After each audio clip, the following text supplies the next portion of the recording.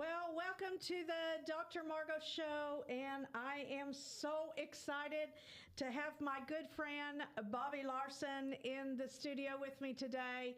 I've been waiting for him to come in the studio and have a conversation about his business.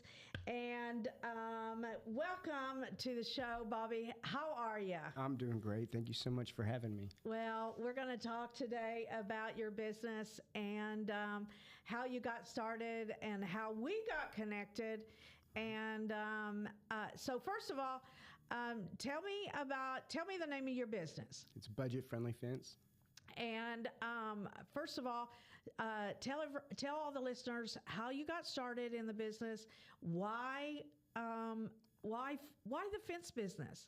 Well, so I got out of prison in 2004 or 2005, and I went into building fences for a relative of mine, and I just stuck with what I knew. I got good at it and didn't have time to invest in something else. I figured I just wasted enough of that life, and I thought I'd do something different. So I kept on with the fencing. And right. Well, that's a good place to start. I think all the listeners would like to hear a little bit about your testimony because it's a great testimony. So let's start there, Bobby. Let's talk about your testimony. Okay. Back in 2004, I was Oklahoma's Most Wanted. I used to be heavily involved in the drug industry. I like to make my money the easy way, and I ended up doing about 7 years over it. When I got out of prison, I started building fences, and of course, I got back into trouble and went back to prison. And this time when I got out, I ended up in a rehab with my wife, getting clean and sober. And after graduating rehab... Now, she wasn't your wife at the time, was she? Not... When I got out of prison for the second time, that's when I met my wife. Okay. And we've been together ever since. Okay. Yeah, and so when I got out of prison, I met my wife. We were in that world together for a while, and then we decided to go to rehab. We wanted a better life, and so we went to rehab in Oklahoma City. And when we graduated that, it's an amazing story, actually. The rehab didn't want us to be together, after graduation. They wanted us to go straight to halfway houses and stuff like that were separate, because no halfway houses or sober living communities had a place where a couple could go. Oh, really? Right. And so I heard about the Wings of Freedom program, and I didn't know it at the time, but I had met Pastor Dixie before when I was in prison. Yeah. And so I heard about the Wings of Freedom program. I didn't know he was running it, and I decided I would drive from McAllister down to talk to Pastor Dixie about getting in the program, because I've got like 33 felony convictions, and it's just really hard for me to get into anything like that. And so I came down and I talked to Pastor Dixie. I said, "Hey, man, I'm fixing to go back to prison, and I need somewhere safe that I can keep my family." And he's like, "Well, I'll tell you what, I'll move my daughter out of this apartment this weekend, and you guys can come stay here." Wow. And and then I went back to court, and they were like, "You didn't sign for any time. Here, go pass this UA, and we'll give you a suspended sentence." So, really? Yeah, I'm telling you, God has done some amazing stuff in my life. I've got 33 felony convictions. I caught another felony because I picked up a truck. I was supposed to work on it for a guy, and it turned out it was stolen. And so I got pulled over with it on the back of my trailer and charged with it. I ended up beating that one, but I was supposed to go back to prison. I'd signed for, I think, 2 years. I'd already signed for it just to get the 45 days to talk to Dixie about getting my family in the program. Bobby. And then Dixie let me in the program, and I went back to court, and they were like, "Oh, you didn't sign nothing. Just, go pass this UA and we'll give you a suspended sentence. And I did. And so that's another epic thing that God's done in my life. But, I got into the Wings of Freedom program. And in the course of that journey, we bought a house and I started my own business. I was working for another fence company, one of the big box fence companies here in Tulsa. Yeah. And I told him, I said, hey, man, I want to go out on my own and give it a shot. And I've been doing it ever since. So. Wow. Well, that's how we met. And you came to one of my programs, and right. I was so thrilled to have you. We have a program called Don't Do Business Alone. And so let's talk a little bit about that, because that was really how I met you. Pastor Dixie asked me to come, and I asked him if I could come and offer the program to his group of people, and you became a part of that and started there.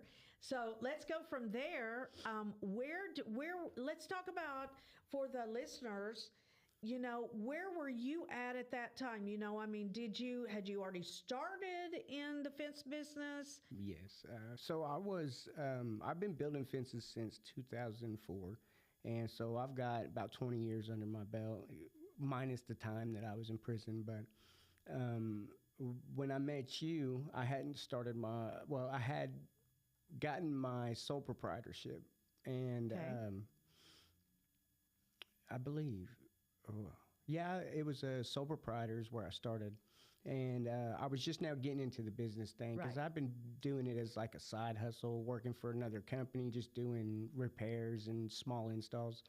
And then when I branched out on my own, that's when I met you. And so I wasn't quite on my own yet, but it was your help that actually helped push me forward, between my wife and her accounting stuff and her drive. She had a lot of questions whenever. Man, she just dived in there. She started asking questions. I remember she was a great student. Both of you were. You were just ready to go. Yeah. I mean, we knew where we want to be, and we're very driven. We'd like to get there. We both feel like we've spent a lot of time on things that don't matter, and we're just trying to make up for all that lost time. And so, my wife, she was very instrumental in helping me get this business off the ground. As far as I hate paperwork. I'm not good with calling people and just filing stuff with the secretaries of states and stuff like that. So she helped me with all that, but I couldn't really even believe how fast she got into that. She's usually really kind of shy, holds back a little bit, but when we start talking about business and accounting and stuff like that, she perks up real fast. She did. She just jumped in there. And so we really just started diving in and talking about the basics. Every business just has to get that fundamental basic foundation of business. And both of you just kind of started just taking hold of everything that was being taught, and you just excelled. So then you just began to, you kind of started, you were working that full-time job and doing. Yes, you did that for quite a while. Yeah, I did that for about 2 years. The first year that I started doing jobs on the side, I pulled in $60,000 just on weekends and after work doing these repairs. And that's when my wife was like, well, we really need to try to see if we can invest all that hard work you're doing into your business. And that's how we got into it. And then your class was pretty instrumental. I got one of my first jobs from, what was her name? One of the people that worked for you. Yeah. I can't remember who that was, but yes. Yeah. I did. That was one of the first ones that I did as my as budget-friendly fence legally with with my tax identification number and all that stuff like that. Yeah. So we did a logo for you. Yes, we kind that's of got right. all that, all the logo, and Still yeah, do, you still use got that it. logo. I know Love it's it. great, and yeah, we kind of started and how to really get people talking about you, and then so now. Are you full time? You're full time, Yeah, aren't you? I'm full time. Last year I had, I think, about 17 employees on payroll. Currently I scaled back a little bit. It was really that Father's Day storm that came through, I think, 2 years ago, that really scaled up my business. I had to hire like 4 or 5 program managers just to be able to take the calls and go out and do the bids. There was just so much going on. Everybody's fences blew down, and nobody does repairs, So I had a lot of repairs going on. I couldn't keep up with, purchasing material and answering the phones and doing the bids and building the fence and collecting the checks. So we ended up hiring 4 or 5 people just to do bids and answer the phones. And so Yeah, I was so surprised. I saw you at the gala, and I hadn't seen you for a while because you've been busy. And when I had talked to you, you said you were almost at where are you at? Your revenue was $500,000. yeah, you were at last year. $500,000. I thought that's what you'd said, and I was like, "Yay! All right, you go, Bobby." I was just excited. Yeah. So, man, you went there fast. What would you say was the thing that was the thing that you do the most successful for your clients? What is that key thing that you do? Well, my passion in fencing is building the privacy fence, stockade fence. It's wood, and I was 5th in the nation last year at Fence Tech. It's kind of like the Fence Olympics. I competed against thousands of people across the nation and got 5th place. I could have placed better, but I had some circumstances.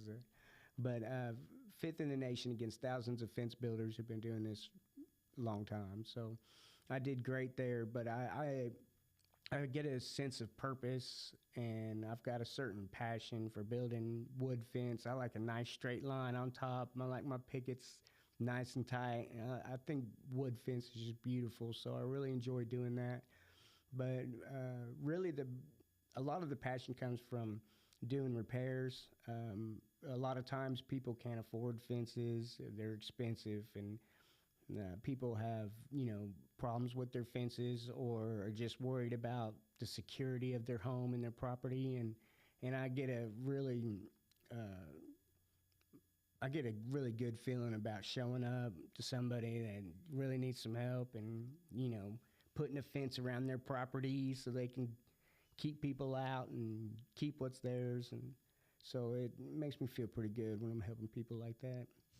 That's so good. In business, I always like to, there's that.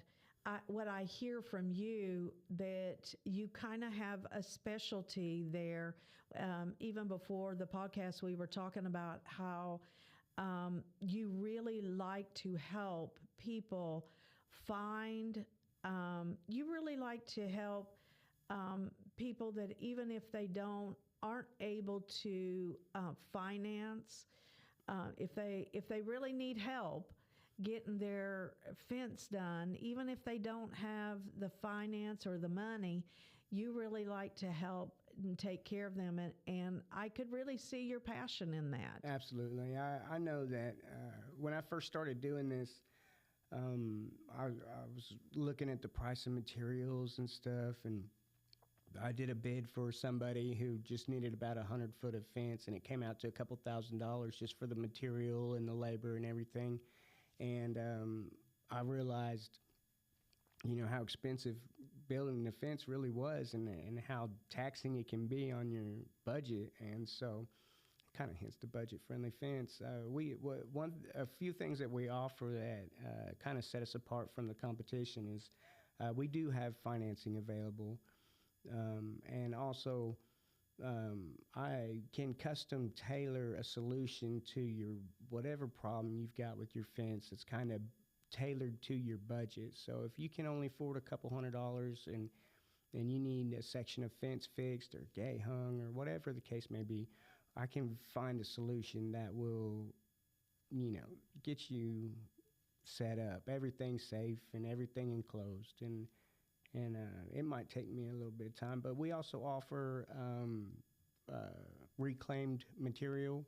So I go out to some of these jobs out of Jinx and Bixby and stuff like that, where I'm taking down somebody's chain link fence and putting up a privacy fence, and there's nothing wrong with the chain link.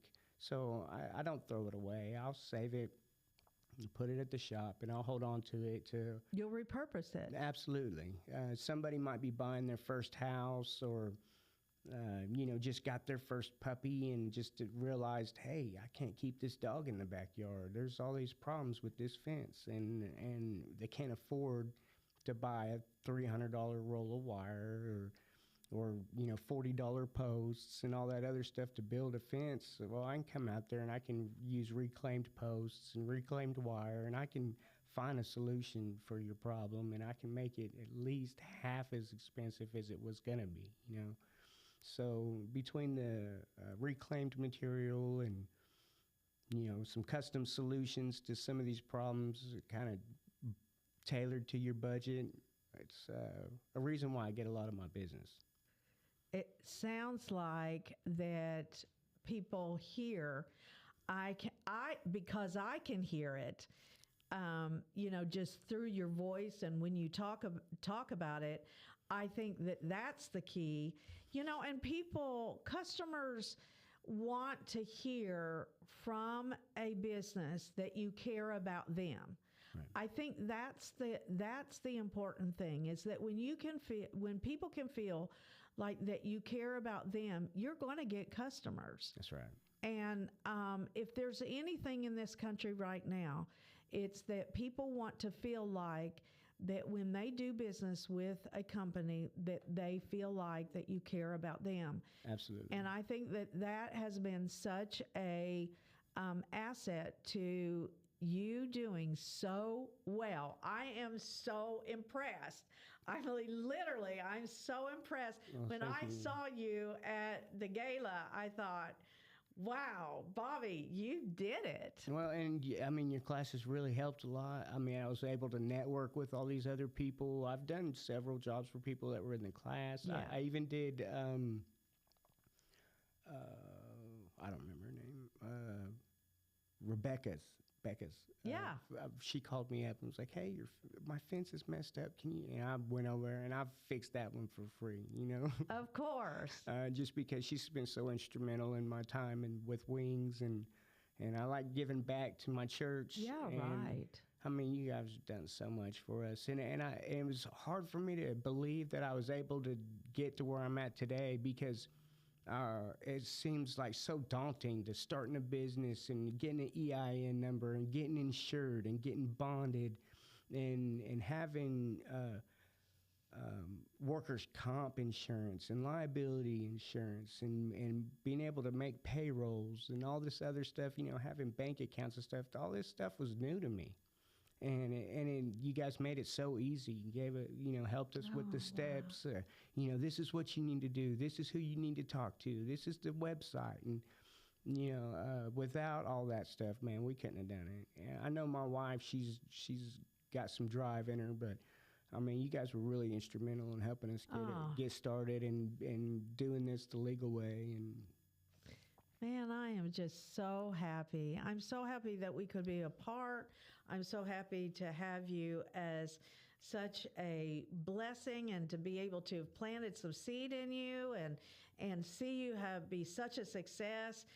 Really, that is my passion. That was the passion of, Don't Do Business Alone, is to go out and to help people that needed help, and that really to financially, that's the thing is, on my website it says that we want to help people earn more, have financial security, and the third thing, which is so important, is to have kingdom impact. That's right. And when you have money, you can have kingdom impact. You can actually do something. And I heard that you bought a motorcycle. I did. With your earnings.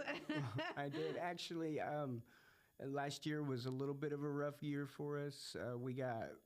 We were actually robbed about 4 times last year. When the money started coming in, and time was just, there was no time left to do anything, anytime. Anyways, I had my truck robbed twice by the same guy. Oh, wow. Caught him on camera and everything. Stole about $10,000 worth of tools, and insurance paid out $5,000. So when I bought new tools and got them locked in my truck and trailer, the same guy came back and stole all the new tools on camera. Didn't care, can't identify him. So anyways, it took like 9 months for the insurance company to pay out the second deal, because they thought it was they thought we were trying to beat them, and just they had to run an investigation and do all the stuff that they needed to do to dot their I's and cross their T's. And so, but I was swinging a hammer for about 6 months of last year, trying to build fences and keep up with my schedule. And so we got a little bit behind, but we're back up and running full force. We got all of our tools and all of our trucks. Oh, that's great. That's great. Stuff. But yeah, I did. One of the times that we got robbed was for one of my trailers, and it had my Harley on it. And when we got the insurance to pay that out, I took the money and I went and I bought a chopper, and it's beautiful. Oh wow! I'm so glad. That must feel really good. It makes everything worth it. All the time and work put into all this stuff. Getting on that bike and Well, you work hard and you deserve it, and so. Thank you so much, Bobby. Thank you for coming. Thank you for talking about it. I just appreciate it so much. I appreciate what you do, and thank you for giving us such a good shout out, and I appreciate it so much. Thank you. Thank you so much for listening to the Dr. Margo Show. We appreciate it. Tune in next time, and you'll hear something that just might change your life. That's right.